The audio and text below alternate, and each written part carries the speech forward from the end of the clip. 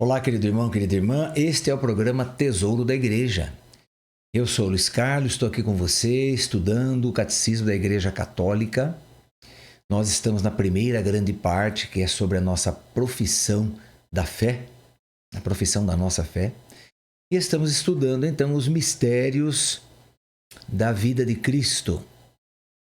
Hoje nós vamos entrar no número 531, que ainda faz parte aí da infância de Jesus. Estamos estudando, né, toda a parte de onde ele nasceu, o que ele viveu aí como neném, o que isso significa. Vimos aí também a apresentação do menino Jesus no templo. Vimos a fuga para o Egito.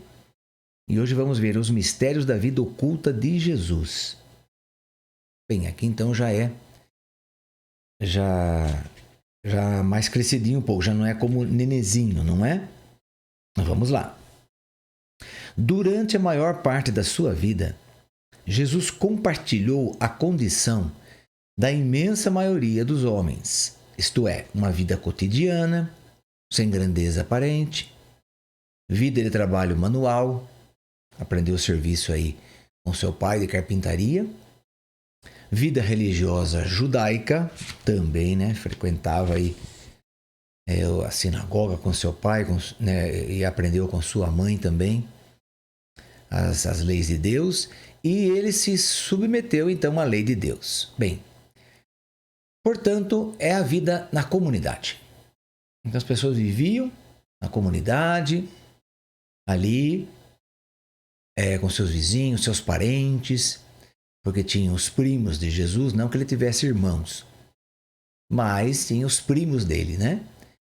Que eram da família de José e de Maria. Bem, o que acontece? Acontece que todos se chamam irmãos, todos se chamam irmão, porque formam um clã, formam ali uma grande família, onde todos se consideram irmãos, como nós hoje. Na igreja nós tratamos outros de irmãos, embora nem parentes sejamos, mas eles se tratavam de irmãos porque eram parentes. Então, nesse sentido, sim. Bem, de todo este período é-nos revelado que Jesus era submisso a seus pais e que crescia em sabedoria, em estatura e em graça diante de Deus e diante dos homens, como narra aí Lucas capítulo 2, versículos 51 a 52. A submissão de Jesus à sua mãe e a seu pai legal, seu pai adotivo, cumpre com perfeição o quarto mandamento, honrar pai e mãe, não é? Essa submissão é a imagem temporal da sua obediência filial a seu Pai Celeste. A submissão diária de Jesus a José e a Maria anunciava e antecipava a submissão da Quinta-feira Santa. Qual foi a submissão da Quinta-feira Santa? Não se faça, contudo, a minha vontade, mas a tua. Nós já vamos ver sobre isso também. A obediência de Cristo no cotidiano da vida escondida inaugurava já a obra de restabelecimento daquilo que a desobediência de Adão havia destruído. Então, Adão foi o primeiro homem, mais chamado homem carnal, ele veio na carne. O segundo homem, tratado como esse Jesus, né, o filho de Deus, também filho de Maria, e claro, de José, ele veio também, sim, veio na carne, sim, mas a teologia católica diz que ele é o homem do Espírito, o homem no Espírito, quer dizer, o homem que age segundo o Espírito Santo, não segundo os seus próprios desejos, que muitas vezes na liberdade que nós temos, nós tomamos decisões erradas, assim como Adão e Eva tomaram a decisão errada. Então, o que a teologia católica, o que ela ensina disso? Ensina que Adão é o homem carnal. O primeiro homem carnal. O segundo Adão, que é Cristo, é o homem espiritual. Por quê? Porque ele nos leva para ser obediente ao Espírito Santo. O Espírito Santo é que vai determinar a nossa vida, nosso modo, nossas atitudes, o nosso caráter, vai definindo o nosso caráter. O nosso caráter é definido pelas nossas ações, pelo que nós somos. Exatamente pelo que nós somos. Claro, por dentro, né? O que é fora, o que está fora de nós reflete o que está dentro. Então, nossos pés, nossas mãos, nossos olhos, nossos lábios, nossa boca vão fazer o que a nossa alma manda, o nosso espírito humano manda. Evidentemente, o olho não pensa sozinho, as mãos não pensam sozinhas, os pés também não. Então, nesse sentido, né, que esse Jesus, então, ele veio, ele recebeu toda a graça do Espírito Santo e passou a agir segundo essa graça do Espírito, que é Deus. Então, por isso ele é chamado de segundo Adão e de homem espiritual. O primeiro Adão, homem carnal. O primeiro homem carnal foi desobediente, vamos dizer assim, a seus pais. Bem, quem era o pai de Adão e Eva? Deus, não é? Não tinha outro ser humano que o gerasse. Quem criou o ser humano foi Deus. Não veio de pai e mãe. A partir de Adão e Eva, sim, que Deus concede a graça ao ser humano de colaborar com ele na criação. Então, o ser humano colabora com Deus na criação. Por isso que os seres humanos dão filhos, geram filhos a Deus. Porque Deus permitiu essa compartilhação, né? Vamos dizer assim. Bem, então, só que o primeiro homem foi desobediente. Desobediente, não seguiu as orientações de Deus. O segundo homem, que é Cristo, homem obediente, ele era submisso a seus pais. Ele era obediente a seus pais. E claro, também a seu pai do céu, evidentemente, mas nós estamos aqui falando de Jesus, né? De o Filho encarnado. Então ele era submisso a seus pais e isso já pré-anunciava, então, exatamente o oposto do que foi Adão. Adão, o homem desobediente, Jesus, o homem obediente. Então, tudo que a desobediência destruiu no ser humano, destruiu toda a obra da criação, na verdade, todo o universo foi destruído por causa do pecado do ser humano, que era responsável, e continua sendo, né, por todo o universo.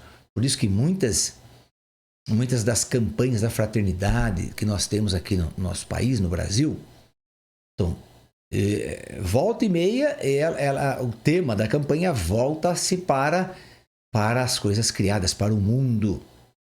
Para quê? Para ir conscientizando o ser humano de que ele tem que cuidar do planeta. Tem que cuidar, não pode destruir o planeta. O planeta é uma bênção para o homem, não é? Então, sempre aí as campanhas da fraternidade estão relembrando. Uma hora fala sobre a água, outra hora fala sobre a terra, outra hora fala sobre o ser humano aí desprezado, né, fora da sociedade. Então, para quê? Para alertar. Agora, o segundo homem foi obediente. Ele veio e curou a desobediência de Adão. Na verdade, ele curou, né? Exatamente, ele sanou essa desobediência. E daí, com a obediência dele, ele trouxe-nos a salvação. Sem a obediência dele também, nós não teríamos a salvação.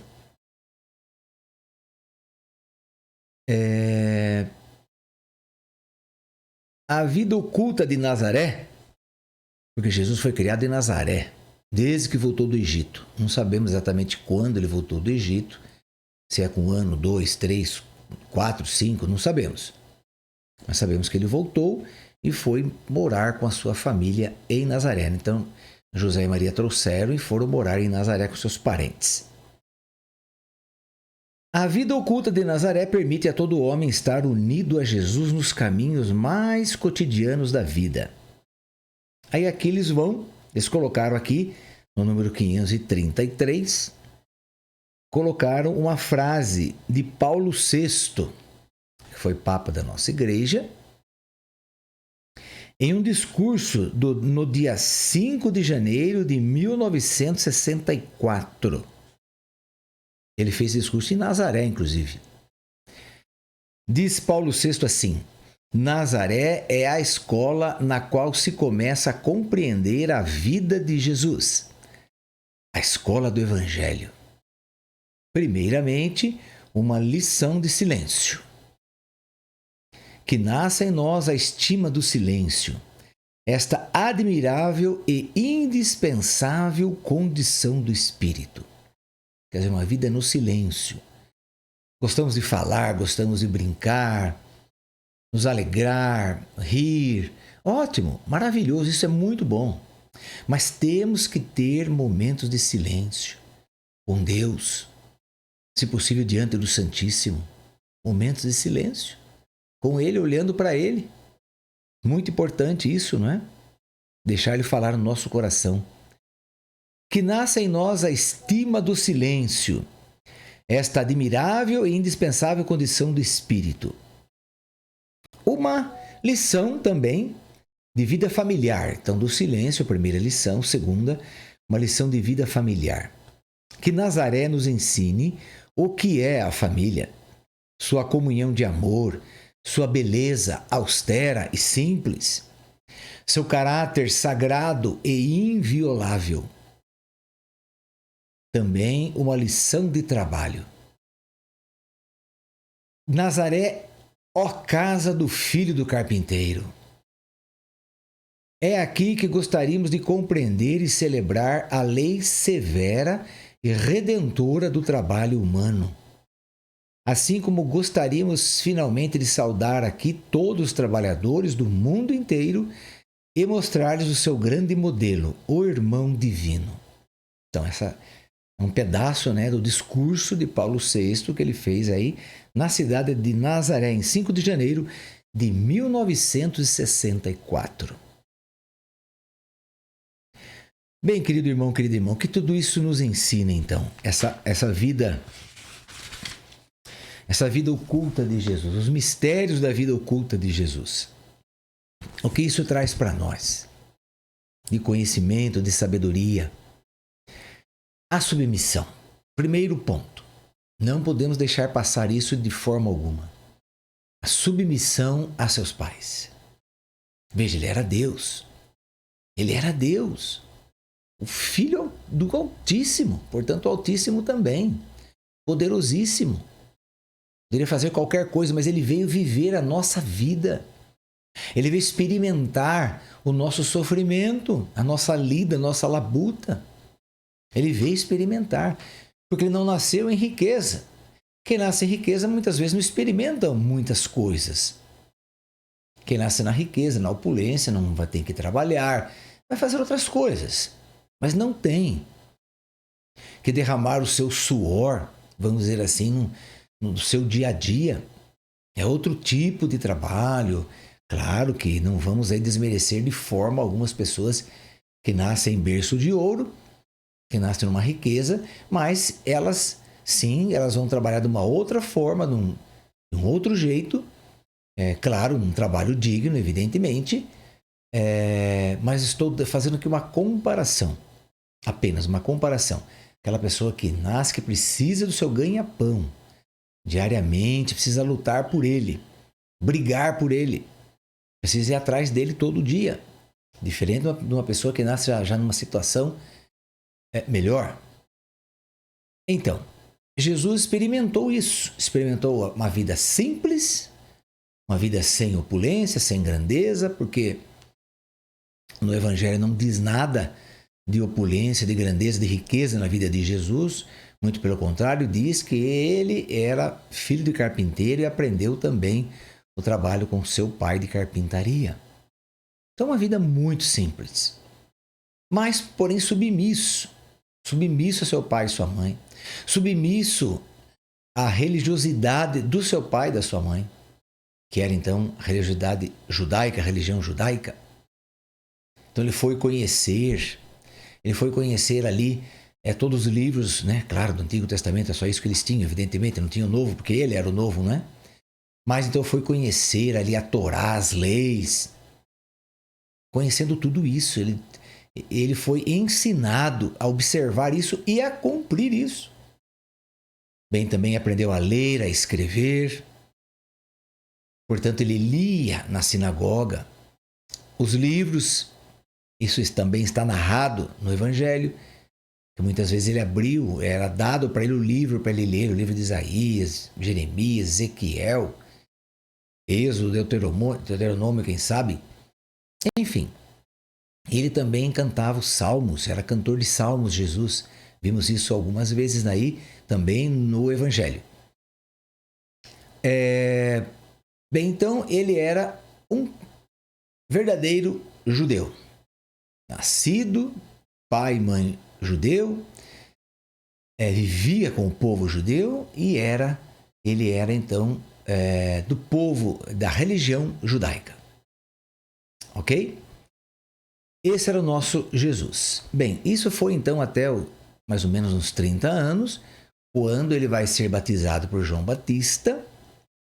E naquele momento ele recebe toda a graça do Espírito Santo e já sai para então fazer a obra que ele tinha que fazer. Primeiramente ele vai ser tentado por Satanás no deserto, 40 dias e 40 noites, que também é um símbolo forte na Sagrada Escritura, esses 40 dias, né? Assim como Moisés ficou 40 anos no deserto, e Moisés vimos já anteriormente aqui que ele é o protótipo de Jesus, ele é a sombra de Jesus. Então, como ele ficou 40 anos, Jesus também fica 40 dias no deserto, sendo tentado por Satanás, assim como o povo de Deus foi também tentado a voltar atrás, a sentir saudades da cebola do Egito. Já conversamos sobre isso também. Então, Jesus também vai experimentar essa fraqueza do pecado, embora ele nunca tenha pecado, o pecado não estava nele, mas ele é levado a pecar e ele não peca. Ele é levado a desistir de Deus, não desiste. Ele é levado a desistir da missão, ele não desiste. Ele é levado a renunciar a Deus e adorar Satanás, ele não faz. Então, querido irmão, e principalmente ali também, ele é levado a comer. Veja que ele ficou ali 40 dias e 40 noites em jejum, jejuando. Claro, jejum. Mas ele não comeu nada durante 40 dias e 40 noites. Bem, tem que comer alguma coisa. Essa pessoa morre, não é verdade? Não toma água, morre. Não tem como. O ser humano não pode viver sem água, sem alimento. Mas jejuar é isso, é comer bem menos, é o mínimo possível. Viver do mínimo de alimento. Então ele tinha muita fome. Então ele renunciava à sua fome, comia o mínimo possível, mas continuava com fome. E uma das tentações de Satanás é exatamente essa. Mas você não é Deus? Você não é filho de Deus? Tem tanta pedra na sua frente aí, transforma essas pedras em pães. Se você é Deus, você pode fazer isso. E ele era Deus, ele poderia fazer, evidentemente, o que ele quisesse. Mas ele responde, não só de pão vive o homem, mas de toda a palavra que sai da boca de Deus. Então, quer dizer, Jesus enfrentou os pecados, as tentações e saiu vitorioso. E isso é o exemplo que ele dá para nós. O exemplo. Ele podia fazer o que ele quisesse, ele era Deus, mas ele não fez, para dar o exemplo para nós. Então, uma vida sem grandeza aparente, uma vida de trabalho, vida religiosa, submisso à lei de Deus, submisso aos seus pais, participava da comunidade, das festas judaicas, das festas de parente e parentes ali, aniversário, casamentos, não é? Participava de tudo isso. E também teve um momento aí que eles tinham ido a Jerusalém. Quando voltaram, perderam Jesus, na verdade, não é? Jesus ficou lá em Jerusalém, o pai achando que estava com as mulheres,